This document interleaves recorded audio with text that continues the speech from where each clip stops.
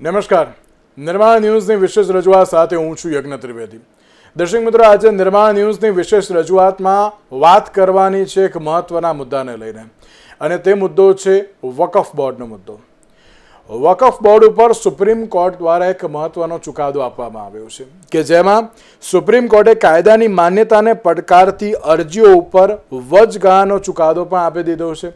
સાથે સાથે જે રીતે મહત્વના જે મુદ્દાઓ પણ જે ચુકાદામાં જોવા મળ્યા હતા કે જેમાં બોર્ડના કુલ 11 સભ્યમાંથી 3થી વધુ બિન મુસ્લિમ સભ્યો રહેશે નહીં, રાજ્ય બોર્ડમાં 3થી વધુ બિન મુસ્લિમ સભ્યો રહેશે નહીં, તો બીજી બાજુ કોર્ટ વકફ સુધારા અધિનિયમ 2025ની જોગવાઈઓ પર પણ જે રોક લગાવી દેવામાં આવી છે કે જેમાં વકફ બનાવવા માટે વ્યક્તિએ 5 વર્ષ સુધી ઇસ્લામના અનુયાયી હોવા એ જરૂરી હતું, અને આ જોગવાઈ ત્યાં સુધી સ્થગિત રહેશે કે જ્યાં સુધી રાજ્ય સરકારો કોઈ વ્યક્તિ ઇસ્લામના અનુયાયી છે કે નહીં તે નક્કી કરવા માટે અત્યારે હાલ તો જે નિયમો બનાવશે.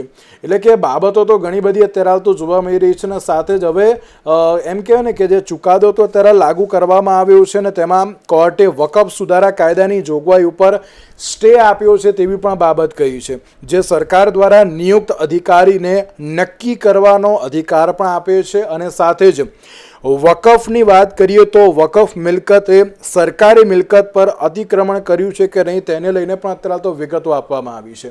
મહત્વની બાબત જે અત્યારે તો જે વકફ બોર્ડ ઉપર જે સુપ્રીમ કોર્ટ દ્વારા જે આ ચુકાદો આપવામાં આવ્યો છે, એમ કહી શકાય કે ના અત્યારે હાલની જે આ પરિસ્થિતિ જોવા મળી રહી છે તે ઘણી મહત્વની છે. જે સમગ્ર સુધારા ઉપર જે પ્રતિબંધ મૂકવાનો અત્યારે તો જે કોઈ કેસ નથી તેવી પણ બાબત અત્યારે તો સુપ્રીમ કોર્ટ દ્વારા જે ટાંકવામાં આવી છે. સાથે જ કહેવાય કે કાયદા ઉપર પ્રતિબંધો ફક્ત દુર્લભ કિસ્સાઓમાં જ લાદી શકાય તેવું પણ અત્યારે કહેવામાં આવ્યું છે.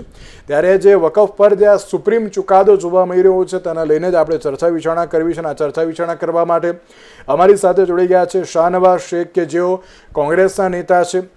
સાથે સાથે સુફી અનવર હુસૈન શેખ આપણી સાથે જોડી ગયા છે કે જેઓ ગુજરાત વકફ બોર્ડ જે ટ્રિબ્યુનલના તેઓ પૂર્વ સભ્ય પણ રહી ચૂક્યા છે. જે આ બંનેનું સૌથી પહેલાં તો સ્વાગત છે.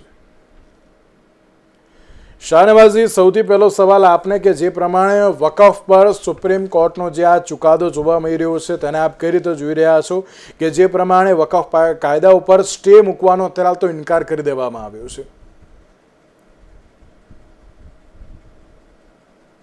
જો કાયદાથી ઉપર કોઈ નથી, સુપ્રીમ કોર્ટે જે ચુકાદો આપ્યો છે એને સ્વીકારીએ છીએ અમે અને એનું સ્વાગત કરીએ છીએ.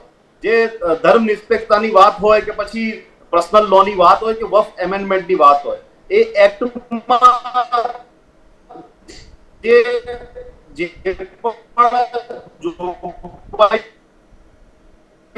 કરવામાં આવી હતી એ જોગવાઈઓને નજરઅંદાજ કરી આનંદ ફાનનમાં દરેક વાર સરકાર ભૂમિ અધિગ્રહણ હોય, ખેડૂતો કિસાન કોઈ પણ પ્રકારનું બિલ હોય તો યુટર્ન કરવું પડે છે કે પછી જીએસટી હોય, દરેકમાં યુટર્ન સહન પડે છે. તો સરકાર એ સંગીત લોકો જોડે કેમ નથી? સરકાર જે નીતિ છે કોઈ પણ ચર્ચા કરવાની નહીં, બિલ લઈ આવવાનું સંસદમાં અને પછી એ સુપ્રીમ કોર્ટમાં જાય અને કાયદાકીય જયારે અવલોકન કરવામાં આવે તો ત્યારે ખબર પડે.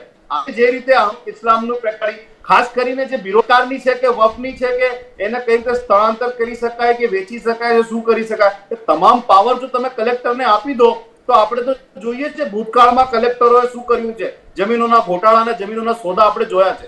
એટલે જે દાતાઓએ જે નિયતથી આ જમીનો આપી હતી ભૂતકાળમાં, જે જમીનો વક્ફ એમેન્ડમેન્ટ એક્ટ હેઠળ વક્ફ કરવામાં આવી, જે જમીનો એમાં સ્કૂલો બની, એમાં હોસ્પિટલો બન્યા, કોલેજો બની, મદરસાઓ બન્યા કે પછી ધાર્મિક પ્રવૃત્તિઓ માટે કોઈ પણ બિલ્ડિંગ બની હોય કે કોઈ પણ પ્રવૃત્તિમાં ઉપયોગ થયું હોય, તો આ જે દાતાઓ તો એમને પણ બીક હતી કે અમારી જમીન કઈ સરકાર નહીં લઈ લે.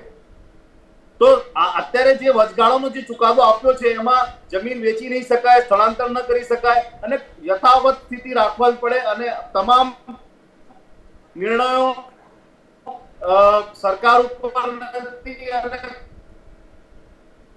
કોર્ટ નક્કી કરશે, ટ્રિબ્યુનલ નક્કી કરશે. જે અવલોકન સુપ્રીમ કોર્ટે કર્યું છે એમાં તમામ દેશમાં 140 કરોડની આબાદીમાં મુસ્લિમ સમાજનું પણ મહત્વનું રોલ છે, પ્રભુત્વ છે, અને એમની લાગણી અને એમની ધાર્મિક ભાવનાઓ અને એમના વિશે વિચારીને સરકારને બિલ બનાવવાનું હોય. પરંતુ કોઈ પણ પ્રકારની ધર્મગુરુઓ કે કોઈ પણ પ્રકારના એક્સપર્ટ જોડે ચર્ચા કરવાની નહીં. કોઈ પણ સાંસદ ના હોય, માઇનોરિટી કમ્યુનિટી માંથી એક પણ સાંસદ ભારતીય જનતા પાર્ટી પાસે ના હોય અને પછી એ પ્રકારનું બિલ લઈને આવે એટલે અવલોકન કરવાની જરૂર હતી. નામદાર સુપ્રીમ કોર્ટે જે પણ નાની નાની બાબતોનું આજે અવલોકન કર્યું છે અને વચગાળાનું જે સ્ટે આપ્યું છે એનું અમે સ્વીકાર કરીએ છીએ, એનું સ્વાગત કરીએ છીએ. પણ કેન્દ્ર સરકાર તો એમ જ કહી રહી છે કે ના, જે પણ અત્યારે તો કાયદો લાવવામાં આવ્યો છે બધાને અમે તો જોડે રાખીને જ અમે આ કાયદો બનાવ્યો છે. તેમ નહીં, આમાં તમે સમજો કે સરકાર જમીનો આ વક્ફ છે શું કે કોઈ પણ દાતા પોતાની જમીન ઈશ્વરના નામે, આનો માલિક કોણ? વક્ફની જમીનનો માલિક ઈશ્વર, અલ્લાહ. તો એમાં સરકારનો રોલ જ નથી. સરકાર પાસેથી ક્યાં જમીન લીધી છે? સરકારે કોઈ જગ્યાએ જમીન આપી હોય તો વાત બરાબર છે. આ તો મારી પોતાની પર્સનલ પ્રોપર્ટી હોય અને હું એને વક્ફ કરું અને જે હેતુથી હું વક્ફ કરું એ હેતુ જળવાવો જોઈએ.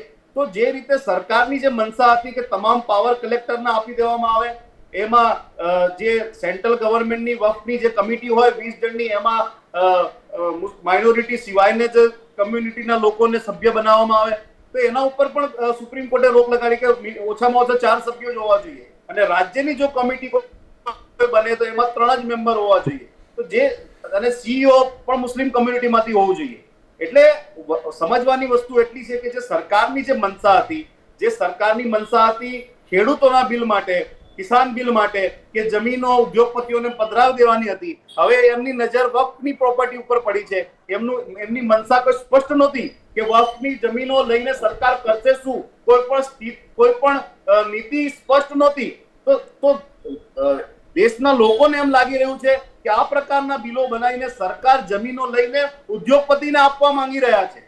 જે રીતે સુપ્રીમ કોર્ટે અવલંબન કર્યું વક્ફ કાયદાને, એ અમે સ્વીકારીએ છીએ અને એનું સ્વાગત કરીએ છીએ.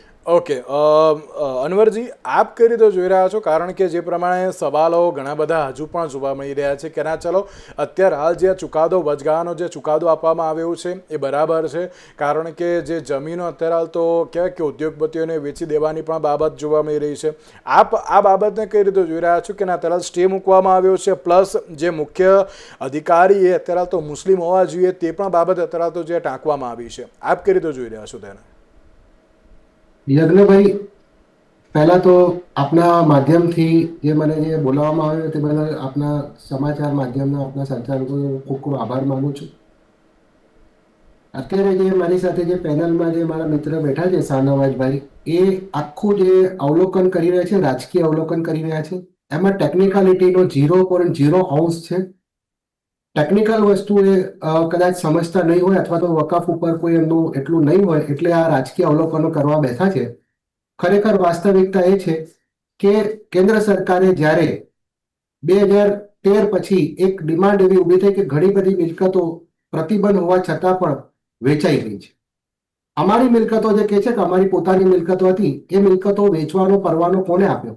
એક વ્યક્તિ જ્યારે કોઈ પણ દાન કરે છે, એ દાન શાના માટે કરે છે? ઈશ્વરના નામે કરે છે. તો ઈશ્વરના નામે દાન કરનાર વ્યક્તિ જ્યારે ટ્રસ્ટ બનાવે અને કેટલાક ટ્રસ્ટીઓ આવે અને ટ્રસ્ટીઓ વારંવાર એ મિલકતમાં દાન કરેલી પ્રોપર્ટીને વેચી નાખે, ત્યારે એ જે પરમ પૂજા આત્મા જે છે, જે ગુજરી ગયા હોય, એમના રૂહ જે ઈસાને સવાબ માટે જ્યારે કર્યું હોય ત્યારે એમની આત્માને કેટલો દુઃખ પહોંચતો હશે. તો આ વસ્તુ જે છે ફેક્ચ્યુઅલ કરેક્ટ નથી. 2013 થી લઈને 2023 સુધીના 10 વર્ષની અંદર દરેક કાયદાની અંદર અને આ વકફ કાયદાની અંદર જ જોગવાઈ હતી કે દર 10 વર્ષે એનો મૂલ્યાંકન કરવું કે કેટલા અંશે આ કાયદો, કારણ કે 1995ના કાયદાનું મૂલ્યાંકન જે છે 2013માં થયું, ત્યારે 1995ના કાયદામાં આ જોગવાઈ હતી કે ભાઈ વકફની મિલકતો વેચી શકાશે વકફ બોર્ડની પૂર્વ મંજૂરીથી. એટલે એમાં કરોડો અરબો રૂપિયાની પ્રોપર્ટી, ગુજરાતની જ વાત કરું છું, કરોડો અરબો રૂપિયાની પ્રોપર્ટી વેચાઈ ગઈ, ટ્રસ્ટીઓ વેચી ખાધી અને એવા ઘણા પરિપત્રો પણ છે કે જે આ મિલકતો વેચાઈ ગઈ. 2013માં જ્યારે આ ખરેખર આ સંશોધન થયું ત્યારે કેન્દ્ર સરકારને, એ વખતની સરકારને એવું લાગ્યું કે ના, જો આ વકફ પ્રોપર્ટીઓ વેચાઈ જશે તો વકફની અંદર કબ્રસ્તાનો જે છે એ વેચાઈ જશે તો આગળ જતા એને દફન વિધિની પ્રક્રિયામાં અસર કરશે. કબ્રસ્તાન જ નહીં હોય તો દફન વિધિ કેવી રીતે થશે? એવી રીતે દરગાહના મકબરાના જે બારોબાર જે મિલકતો હતી એ મિલકતો વેચાઈ ગઈ હતી. એટલે કેન્દ્ર સરકારે 2013માં આ કાયદાની અંદર જોગવાઈ કરી કે કોઈ પણ પ્રોપર્ટી હવે વેચી નહીં શકાય. છતાં પણ 2013ના કાયદાનું ઉલ્લંઘન કરીને જે લીઝના નામે, કારણ કે એક રસ્તો નહીં તો બીજો રસ્તો, એટલે રસ્તો તો શોધી જ લીધો આ ભ્રષ્ટાચારીઓ, જે વકફ માફિયાઓ છે રસ્તા તો શોધી જ લીધા કે આ રીતે નહીં તો આ રીતે આપણે લીઝ, લાંબા પટ્ટાની લીઝ આપી દઈશું અને ભાડું જે છે 2000-5000 બતાવવાનું અને ઉપલકની રકમ જે છે લાખો રૂપિયાની ઉઘરાઈ લેવાની. આ ખેલ બહુ મોટા ચાલતા હતા. હવે આની અંદર જ્યારે દર 10 વર્ષે જ્યારે સુધારો કરવાની વાત આવી ત્યારે 2023માં સુધારો જ્યારે લાગુ કરવામાં આવ્યો ત્યારે એ શરૂઆતનો એક સુધારો હતો. એ અમલમાં આવતા 2024માં જ્યારે પાર્લામેન્ટમાં જ્યારે ફર્સ્ટ ટાઈમ જ્યારે લાવવામાં આવ્યો ત્યારે વિરોધ પક્ષે ખૂબ જ હોબાળો કર્યો કે આ કાયદો ચાલી શકે એમ નથી. કોઈ પણ જાતનું એની ચર્ચા વગર જે કહે છે ને કે બારોબાર બિલ લઈ આવ્યા ને એનું એ થયું ને યુ ટર્ન લીધો, એનો જવાબ આપું છું, શાંતિથી સાંભળે પછી હું એમને પણ સાંભળીશ. 2024માં જ્યારે કાયદો સંસદના પટલ પર આવ્યો ત્યારે વિરોધ પક્ષો હોબાળો કરીને જેપીસીની માંગ કરી કે આ કાયદાને જેપીસીમાં મોકલો. હવે જેપીસીની અંદર જ્યારે સર્વપક્ષી જેપીસી જ્યારે થઈ એમાં કોંગ્રેસના પણ હતા, વિરોધ પક્ષના પણ આગેવાનો હતા, એમઆઈએમના પેલા અસાદુદ્દીન ઓવૈસી પણ હતા, ઘણા મેમ્બર ઓફ પાર્લામેન્ટ વિરોધ પક્ષના એમાં પણ સામેલ હતા. એ આખા દેશમાં એમણે તમામ જગ્યાએ જેટલા બી જે મુસ્લિમ સ્ટેક હોલ્ડરો જે છે લાખોની સંખ્યામાં જે સ્ટેક હોલ્ડર હતા એમનો અભિપ્રાય લીધો. QR કોડ બનાવ્યા આ જે વિરોધ પક્ષોએ વિરોધ કરવા માટે. 23 લાખથી 25 લાખ જેટલા ઈમેલ QR કોડ મારફતે એમાં ભાગ લીધો પ્રક્રિયાની અંદર અને એ પ્રક્રિયામાં વિરોધ કરવા માટે, સપોર્ટ કરવા માટે પણ આખું એક એ થયું. એટલે લોકોએ એમાં રંગે ચંગે ભાગ લીધો. એટલે કોઈ એમ ન કહી શકે કે ભાઈ બારોબાર લાઈને કાયદો થોપી દીધો છે. આ કાયદાની અંદર તમામ જે સ્ટેક હોલ્ડર હતા, દેશભરના લોકો હતા, એમની સાથે સંકલન થઈ, મસલત થઈ, સલાહ મશવરો થયો અને પછી એમણે જ્યારે જેપીસીએ પાર્લામેન્ટની અંદર તેમના જે અધ્યક્ષ છે પાર્લામેન્ટના એમણે પોતાનો રિપોર્ટ સુપ્રત કર્યો. એ રિપોર્ટ સુપ્રત કર્યા પછી પણ વિરોધ પક્ષોએ વાંધો લીધો કે વિરોધીઓનું જે મંતવ્ય છે એ મંતવ્ય એમાં સામેલ નથી. એટલે વિરોધીઓનું મંતવ્ય પણ પછી એમાં એડ કરવામાં આવ્યો. પાર્લામેન્ટની અંદર કલાકો સુધી, 46 કલાક સુધી પાર્લામેન્ટમાં એની ડિબેટ ચાલી. સતત 24 કલાક સુધી એની ડિબેટ ચાલી. એ ડિબેટની અંદર પાર્લામેન્ટની અંદર સર્વ પક્ષના લોકો, તમામ પક્ષના લોકો એમાં ડિબેટમાં ભાગ લીધો અને પછી બહુમતીથી આ કાયદો પાસ થયો. પાર્લામેન્ટની એક જોગવાઈ મુજબ પાર્લામેન્ટરી જે સંસદની મર્યાદા છે મર્યાદામાં રહીને એ પાસ થયો. ત્યાર પછી એ ગયો રાજ્યસભામાં. રાજ્યસભામાં પણ આ જ પ્રક્રિયાથી તમામ લોકોએ એમાં ભાગ લીધો. રાજ્યસભામાં પણ 36 કલાક 38 કલાક સંસદ ચાલી. રાત સુધી 2 વાગ્યા સુધી સંસદો ચાલી અને સંસદની અંદર પછી આ કાયદો પાસ થયો. ત્યાર પછી પણ એમને સંતોષ ના થયો કે નહીં, અમે તો આ કાયદાને માનતા જ નથી. એટલે આખા કાયદાને જે 48 જોગવાઈઓ હતી, હું તમને કહી શકું કે ભાઈ આ મારી જ લખેલી બુક છે આ કાયદાની ઉપર, નવા કાયદાની ઉપર, એમાં 48 જોગવાઈઓ ઉપર સરકારે સંશોધન કર્યું હતું. એમાંથી જે સંશોધન કરીને આખા સંશોધનને લઈને આ સુપ્રીમ કોર્ટમાં ચેલેન્જ કરી. હવે 1-2 પિટિશન નથી થઈ. તમારી જાણ માટે, તમારા દર્શકોના જાણ માટે કહું છું, 75 જેટલી પિટિશનો થઈ છે. હવે માની લો કે 75ની અંદર તમે એક પિટિશન સુપ્રીમ કોર્ટમાં સામાન્ય માણસ, મારા જેવો સામાન્ય માણસ જ્યારે કરવા જાય તો મિનિમમમાં મિનિમમ 5 લાખ રૂપિયાની પિટિશન થાય. કારણ કે સિનિયર કાઉન્સિલના જે ભાવ જે છે એ 1 કલાકના 2.5 લાખથી 3 લાખ જેટલા ભાવ છે. એમનો ફીનો રેશિયો છે. તો એવી 75 છે એટલે 75 2 લાખ રૂપિયાથી ગણો તો તમે આજે 15 કરોડ રૂપિયાને તમે એની પિટિશનો પાછળનો પૈસા વેડફ્યા. શાના માટે? કે તમને આ કાયદો મંજૂર નહોતો. હવે સુપ્રીમ કોર્ટની અંદર એની લેન્ધી સુનાવણી થઈ, ખૂબ જ લાંબી સુનાવણી થઈ. સરકારે પોતાનો પક્ષ રાખ્યો અને વિરોધ પક્ષે પોતાનો પક્ષ રાખ્યો. હવે આજે અંતરિમ ચુકાદો જે આવ્યો સરકારની સામે, હવે એની અંદર જે આખા કાયદા ઉપર જે સ્ટે કરવાની જે વાત હતી એના સુપ્રીમ કોર્ટે છેદ ઉડાડી દીધો છે કે ના, આ કાયદાની અંદર એવી કોઈ જોગવાઈ એવી નથી કે એની ઉપર સમગ્ર કાયદા ઉપર અમારે સ્ટે કરવું પડે. પણ હા, એની અંદર જે 5 વર્ષની જે લિમિટેશન જે રાખી છે મર્યાદા, એ 5 વર્ષની મર્યાદા એટલા માટે રાખવામાં આવી હતી કે ભાઈ જે નવો મુસ્લિમ જે છે એ 5 વર્ષમાં ધર્મ અંગીકાર કરીને પોતાની મિલકતો એકવાર એ દાન કરી દે અને પછી એને પોતાના મૂળ ધર્મમાં જવું હોય ત્યારે એની પાસે કોઈ ન, એટલે 5 વર્ષનો એક બેરિકેડ હતો. પણ એ સુપ્રીમ કોર્ટે એવું કીધું એની અંદર પણ કે રૂલ્સ એટલે નિયમ બનાવશો તો એની અંદર તમારે એનો સમાવેશ કરી લેવાનો છે કે આને શું પ્રક્રિયા હશે. એટલે સ્ટે જે આપ્યો છે એ માત્ર યજ્ઞભાઈ હું પૂરું કરી લઉં આટલા માટે, આટલા પૂરતો જ સ્ટે આપ્યો છે કે ભાઈ આ જે છે તમે પ્રક્રિયા પૂરી કરો ત્યાં સુધી નિયમ બનાવો ત્યાં સુધી આ લાગુ રહેશે અમારો સ્ટે. નંબર 2 કે જે કલેક્ટરની જે વાત કરે છે કે કલેક્ટર જિલ્લાની ઓથોરિટી હોય છે, દરેક રેવન્યુની ઓથોરિટીમાં કલેક્ટર જ હોય છે. આજે કોઈ પણ સામાન્યમાં સામાન્ય આપણી મિલકતની નોંધણી કરાવવા માટે કે રજીસ્ટર કરાવવા માટે કે 7/12માં ઉતારો કરવા માટે કલેક્ટર પાસે જ જવું પડે છે અને કલેક્ટર જિલ્લાનો સત્તાધીશ હોય છે. એટલે એ કલેક્ટર જ્યારે ડિટરમાઇન કરે કે ભાઈ આ મિલકત ડિસ્પ્યુટ છે, ડિસ્પ્યુટેડ મિલકત છે, થાય છે શું, કદાચ શાહનવાજભાઈ મારી વાતથી સહેમત થશે, કારણ કે જે મિલકતો કલેક્ટરો જ્યારે ગૌચરની મિલકતો કે સરકારી ખરાબાની મિલકતો, પટ્ટાથી ગામડાની મિલકતોમાં જ્યાં વકફની મિલકતો નથી એ જગ્યાએ 2 એકરની મર્યાદામાં સરકારની નીતિ છે કે 2 એકરની મર્યાદામાં કબ્રસ્તાનની ફાળવણી કરી દેવી. હવે એ કબ્રસ્તાનની ફાળવણી જ્યારે કરવામાં આવે છે તો એ મિલકત સરકારી જમીન હોય છે. ઓકે, હેતુ માત્ર કબ્રસ્તાનનો કે સ્મશાનનો કે એનો હોય છે, પણ આ મિલકત જે છે એ કબ્રસ્તાનની જે પ્રોપર્ટી છે, સરકારે આપેલી પ્રોપર્ટી છે, એ વકફ કરેલી પ્રોપર્ટી નથી હોતી, દાન કરેલી પ્રોપર્ટી નથી હોતી. એટલે આમાં જ્યારે યજ્ઞભાઈ એક જ સેકન્ડમાં પૂરું કરી દઈશ, આખી લિંક મારી થઈ જશે. એટલે આ જે પ્રોપર્ટીઓ જે છે વકફ બોર્ડમાં રજીસ્ટર કરાવીને આને વકફ કરવાનો જે ખેલ થયો ને એ વાંધો છે. ઓકે, એટલે આમાં પચાવી પાડવાની કોઈ બાબત નથી, જમીનની પચાવી પાડવાની બાબત નથી. આ મિલકતો ઓલરેડી સરકારે હેતુ માટે કોઈ પણ ગામડામાં જાઓ, આજે સરકાર આજે આપણે વેલફેર સ્ટેટ તરીકે આપણે જ્યારે હોઈએ ત્યારે કોઈ પણ ધર્મના લોકોને પોતાની અંતિમ ક્રિયા કરવા માટે હિન્દુ ધર્મના લોકોને સ્મશાનની જગ્યા ફાળવવામાં આવતી હોય છે, ક્રિશ્ચનો માટે કબ્રસ્તાનની જગ્યા ફાળવવામાં આવતી હોય છે અને મુસ્લિમો માટે પણ કબ્રસ્તાનની જગ્યા ફાળવવામાં આવતી હોય છે. એની મર્યાદા 2 એકરની હોય છે. તો 2 એકરની મર્યાદામાં જે જમીન તમને જે ફાળવવામાં સરકારે ફ્રીમાં આપી એ મિલકત વકફ મિલકત કેવી રીતે થઈ જાય એ સૌથી મોટો પ્રશ્ન હતો. એટલે આ વિષય કલેક્ટર ડિટરમાઇન કરે કે ભાઈ આ મિલકત ખરેખર વકફની છે કે નહીં. હવે જો વકફ ધારો લો કે હું છું, મારી પોતાની પ્રાઇવેટ મિલકત છે તો હું વકફ કરી શકું છું, પણ સરકાર વકફ કેવી રીતે કરી શકે? ઓકે, એટલે સવાલ એ છે કે ના શાહનવાઝજી કે આમાં અત્યારે સરકાર પચાવી પાડવાની કોઈ બાબત નથી, તો પછી અત્યારે તો વિરોધ કેમ? શાહનવાઝજી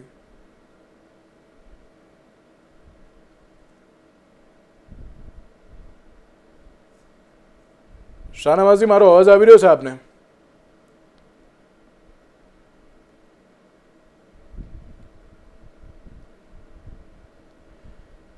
ક્યાંક ટેકનિકલ ઇસ્યુ હોવાને કારણે ક્યાંક એમને મારો અવાજ અત્યારે હાલ તો પહોંચતો નથી. પણ જ્યારે સુપ્રીમ કોર્ટની વાત કરીએ તો શક્ય હોય ત્યાં સુધી અત્યારે હાલ તો મુખ્ય કાર્યકારી અધિકારી મુસ્લિમ હોવા જોઈએ તે બાબતને પણ અત્યારે હાલ ટાંકવામાં આવી છે. જી શાહનવાઝજી, આપનો અવાજ આવી રહ્યો છે? જી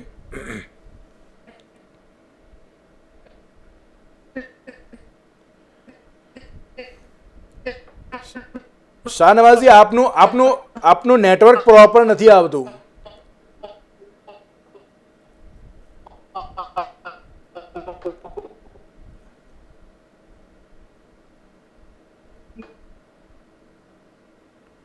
શાહનવાઝજી, તમારા પ્રશ્નનો હું જવાબ આપી દઉં કે આ વિષય જે છે, જ્યારે સીઈઓ નો જે પ્રશ્ન જે છે, એ સીઈઓ જે છે એ એક રાજ્ય અધિકારી હોય છે.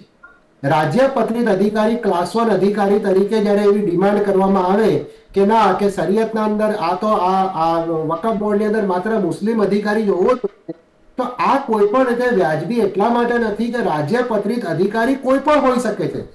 એ અલ્ટિમેટ તો સરકારી અધિકારી હોય છે. તો સરકારી અધિકારી, સરકાર પોતાનો અધિકારી કોઈ પણ મૂકે, અને બિનસાંપ્રદાયિક દેશમાં રહી રહ્યા છે આપણે, આ બિનસાંપ્રદાયિકતાની વાત કરી રહ્યા છે, ત્યારે બિનસાંપ્રદાયિક રાષ્ટ્રની અંદર આ રીતની જે માંગણી જે છે કે ના વકફ બોર્ડની અંદર વકફનો મુસ્લિમ જ અધિકારી હોય છે, એ કોઈ જાતે સુસંગત માંગણી છે જ નહીં.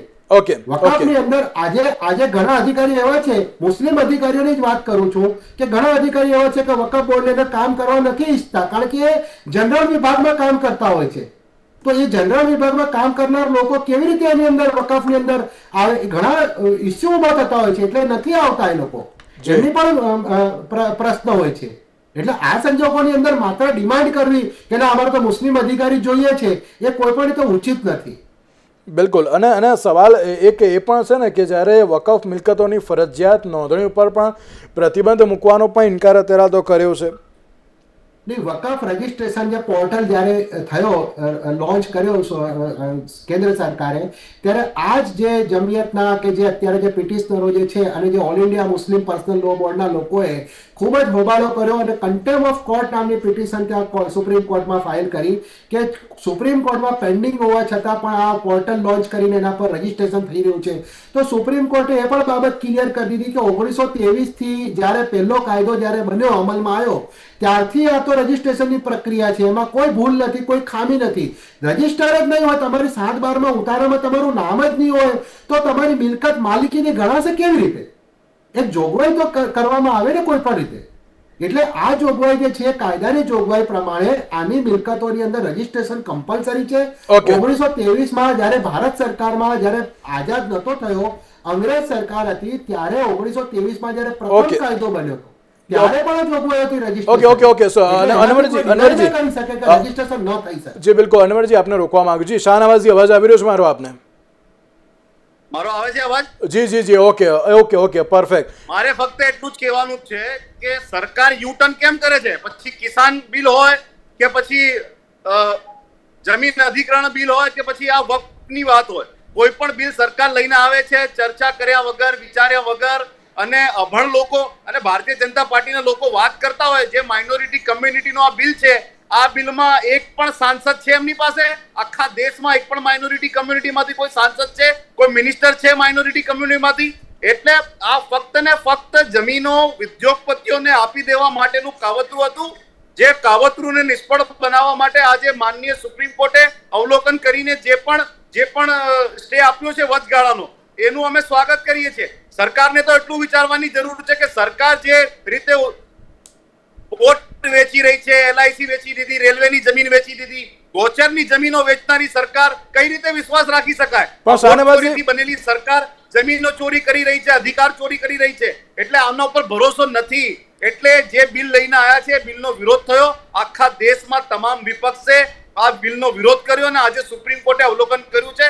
કાયદાની પરિભાષા એ કહેવામાં આવે છે કે સંવિધાને જે મૂળ અધિકારો આપ્યા છે, જે માઇનોરિટીના જે અધિકાર છે, અધિકારો મુજબ ધર્મ નિરપેક્ષતાની વાત, અને એ સુપ્રીમ કોર્ટે એનું અવલોકન કરી કે આમાં જે ધાર્મિક રીતે ભાવનાઓ, જે ઇમોશનલ એટેચમેન્ટ છે, એ બધું એ જોયા પછી અવલોકન સુપ્રીમ કોર્ટે કર્યું કે આમાં માઇનોરિટી કમ્યુનિટીમાંથી CEO હોવો જોઈએ, 20 સભ્યોમાંથી ઓછામાં ઓછા 4 બીજી કમ્યુનિટીના સભ્યો હોય, રાજ્યની કમિટી હોય તો 3 સભ્યો હોય, અને ખાસ કરીને જે વાત કરવામાં આવી હતી કે જે ઇસ્લામમાં પ્રેક્ટિસ કરે 5 વર્ષ સુધી મિનિમમ, એને પણ સ્ટે આપવામાં આવ્યો. એટલે તમામ પ્રકારના જે સ્ટે વચગાળાના સ્ટે આપ્યા છે, અને ખાસ કરીને જે મહત્વનો સ્ટે જે કલેક્ટરને સત્તા આપવામાં આવી હતી, મારી માલિકીની જગ્યા, મારી જમીન મેં ઈશ્વરના નામે, અલ્લાહના નામે વફ કરી દીધી, એમાં પછી કલેક્ટરનો શું રોલ છે? એમાં સરકારની જમીન થોડી લીધી છે, કોઈ પણ દાતાએ પોતાની જમીન આપી છે, સરકારને વફ કરી છે, એમાં કલેક્ટર પણ એ તો સરકારી અધિકારી છે ને, સરકારી અધિકારી છે. કલેક્ટરની જે સત્તા આપવામાં આવતી બિલ, આ બિલ જે પણ શાહનવાઝજી, એ તો સરકારી અધિકારી છે, રોક લગાડી દીધી છે. સરકારી અધિકારી છે, એટલા માટે તરત તો એમને તરત જવાબદારી સોંપવામાં આવી છે.